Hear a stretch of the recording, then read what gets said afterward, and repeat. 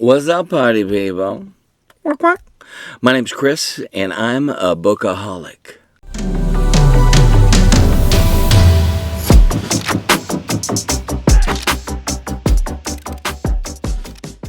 Alright, I gotta move my microphone over here. Basically, this whole recording videos thing is filled with adventure. Like, what the crap? How come this ain't working? Anyhow, I got a couple books, surprise, that I want to show you. And some of these are, some of these are authors that I've never read anything by. Some of these are new authors to me that I've never even heard of. And, a few of these authors are on my radar. I'm super pumped about, and yada, yada. So let's just jump right in. This is just kind of from the stacks, It's called The House of Brides. The House of Brides by Jane Cockrum. I don't even know anything about it. I'm just going to read just a few minutes of it, a few little bits of this, okay? But Miranda Courtenay has seen better days, and in the humiliating aftermath of a very public fall from grace, as a lifestyle influencer, she has become accustomed to disappointing people. I can relate. But when a distressing letter arrives from her 12-year-old cousin asking for help, Miranda is genuinely alarmed.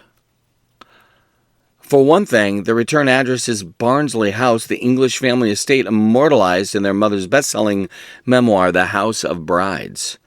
For another, the letter is addressed to her mother, Tessa Summer, who has been dead for almost 20 years. This is starting to get a little bit interesting. So since her mother's death, Miranda's only connection to Barnsley House has been through Tessa's famous book, a chronicle of the generation of women who married into the infamous Summer family. From Gertrude Summer, a famed crime novelist, to Miranda's grandmother, Beatrice, who killed herself after setting fire to Barnsley while her children slept. Each woman in the House of Brides is more notorious than the last. The house's current bride is the beautiful, effervescent Daphne, a celebrated chef whose success has saved Barnsley from ruin.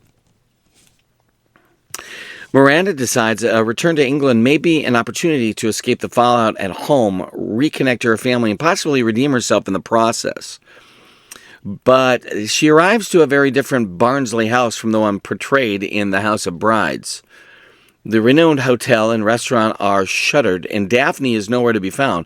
Miranda is greeted by the forbidden housekeeper, Miss Minns, and meets her aloof Uncle Max and his children, one of whom is confined to a wheelchair after a mysterious accident. Not knowing whom to trust, Miranda quickly realizes that she must conceal her identity, and she also realizes that she's not the only one at Barnsley who's hiding somewhere. Or hiding something, rather. What happened in this house? Where's Daphne? And is Miranda destined to follow in the doomed path of the summer women who came before her? Okay, I have to be honest, that kind of sounds pretty good. 2019, this came out, The House of Brides. I don't know if anybody's read this.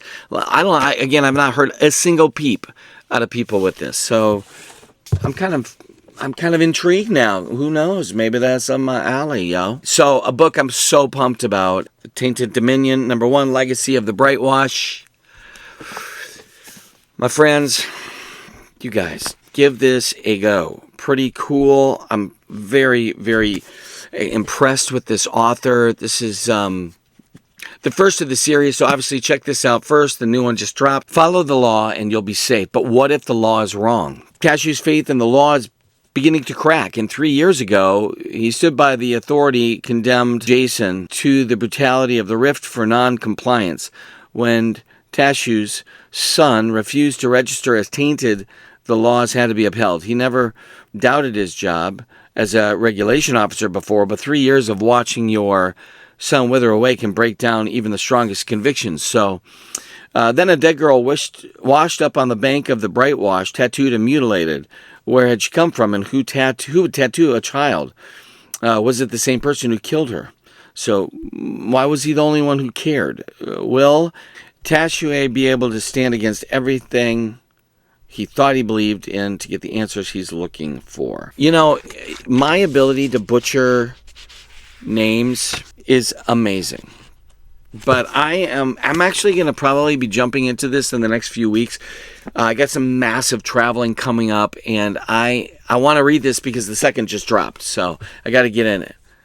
I mean, I'm a little late to the ball game with that, but you know. All right, here's a couple authors I've heard nothing about. This is called Arthur the Seeing Stone by Kevin Crossley Holland. It's a gorgeous book. I mean, it's put together quite well. This is in perfect condition. The year is 1199, and on the border of England and Wales, young Arthur de Caldecott waits impatiently to grow up and become a knight. One day, his father's friend Merlin gives Arthur a shining black stone, and in it he starts to see stories of his namesake, King Arthur.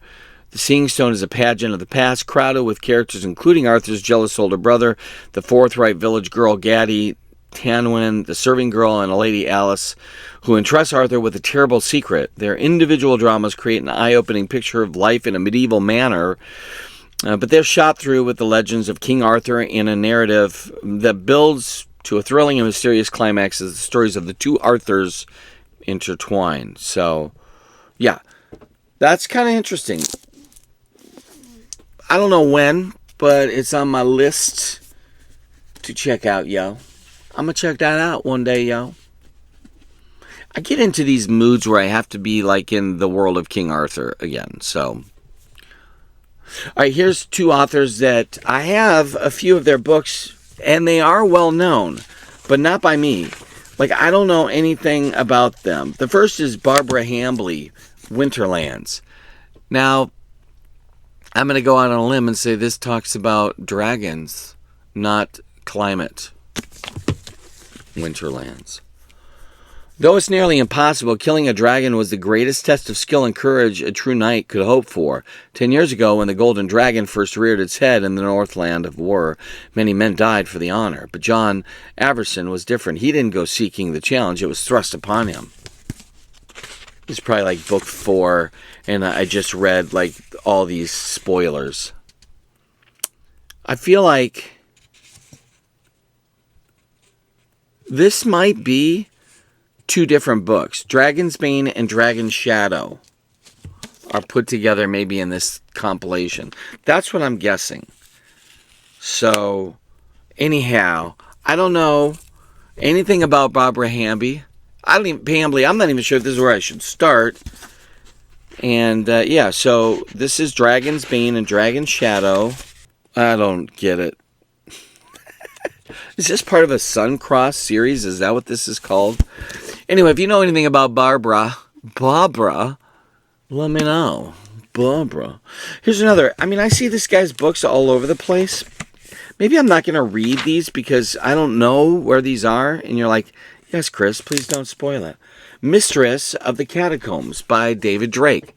Now, I see David Drake all over the place. Like, in terms of thrift stores, and I've got a few of his books. I'm assuming he's older than this picture now.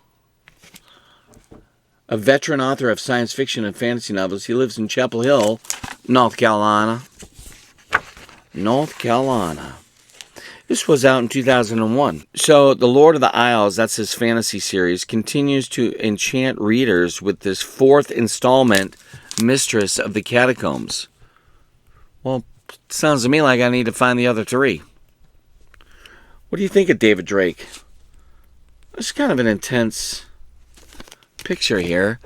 They're in the water. He's got a rope. But why is he lifting the rope up? There's nobody there going to grab it. What's happening in this picture, yo? Maybe that's not a rope. Maybe that's like a... Alright, look, I have no idea what the crud that is. And David Drake, he's going to tell us all about it in The Mistress of the Catacombs. Maybe that's the mistress. Alright, so I found these the other day. I know nothing about Jack Kavanaugh. But here's the colonists, and here's the adversaries. These kind of look like they would be books similar to John Jakes' The Bastard, Kent Family Chronicles series, you know?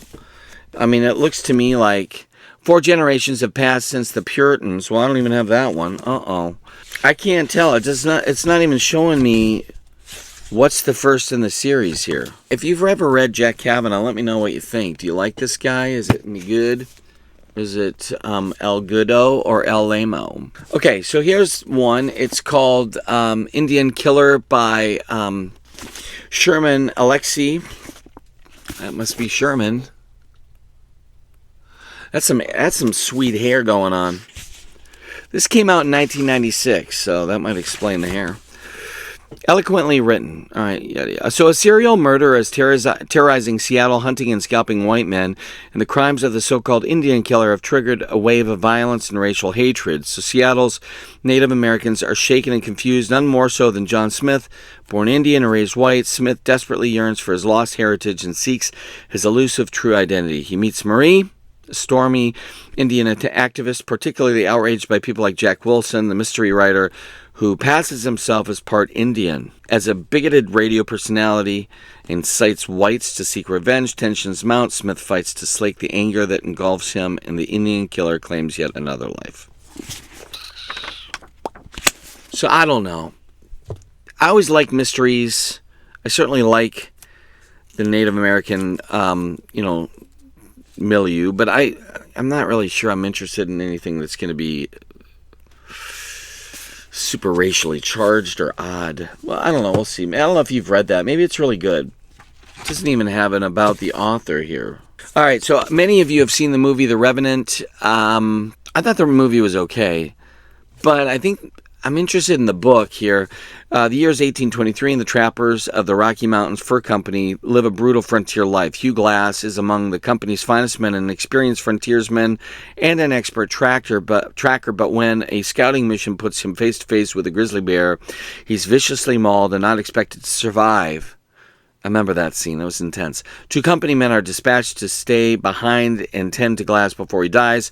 And when the men rob and abandon him instead, Glass is driven to survive by one desire: revenge. With shocking grit and determination, Glass sets out, crawling at first across hundreds of miles of uncharted American frontier. It's based on the true story.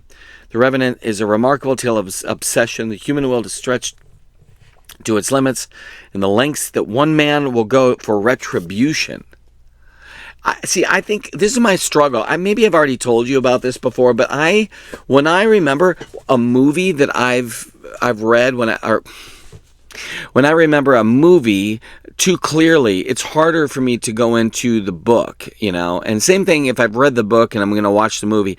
I need a little time in between so I can kind of forget things, but that back cover, unfortunately, just brought back the entire movie for me. So I'm going to have to really put that on hold. Last one, Ian Fraser's On the Res.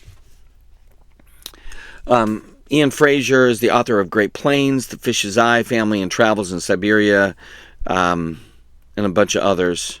So Ian Fraser recounts his experiences among modern-day American Indians, especially the Oglala Sioux, who now live on the Pine Ridge Indian Reservation. So Crazy Horse, perhaps the greatest Indian warrior of the 19th century, and Black Elk, the holy man, whose teachings are known around the world, were both Oglala Sioux.